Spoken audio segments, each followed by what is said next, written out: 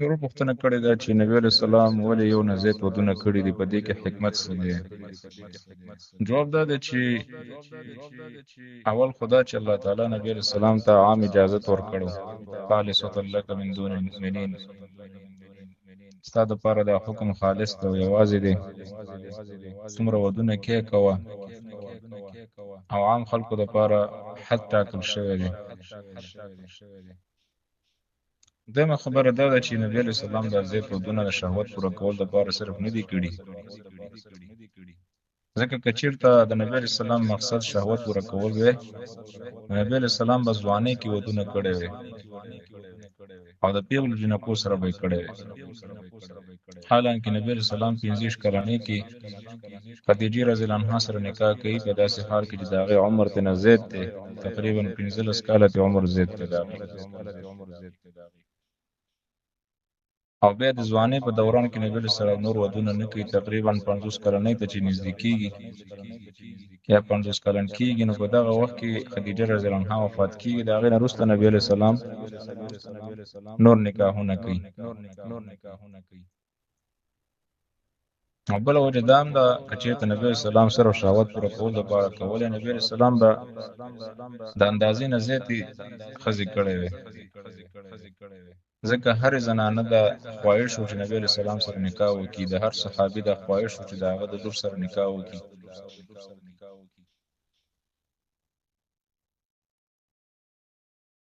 خو د هغې سره هم نبی علیہ السلام زیات نه دي کړي.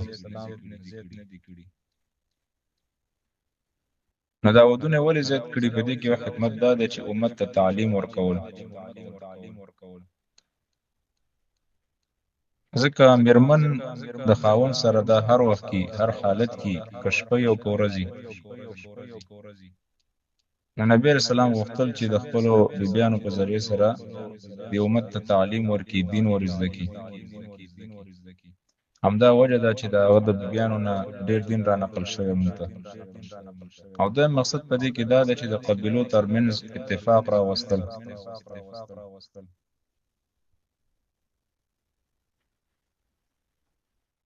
ځکه د اصغرګنۍ چې دا ډېره خوږه وي،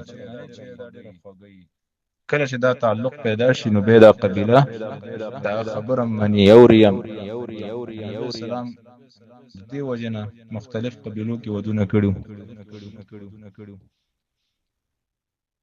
او بله وجه دا هم ده چې نبی علیہ السلام دې وجې نه زیات ودونه کړي چې اکثر بیبیانې د نبی علیہ السلام کونډې وي، سرپرست به یې نه و.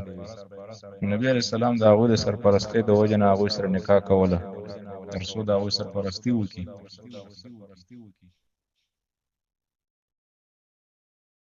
او دارنګې دې وجې نه هم چې د نبی علیہ السلام هغه کوم چې کورنۍ ژوند دی، خصوصي حالات دي، هغه د امت ته را نقل شي.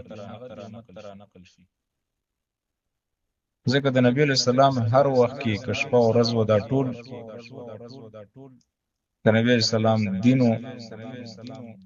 دین په طریقه باندې نبی علیہ السلام دا ژوند تېرو.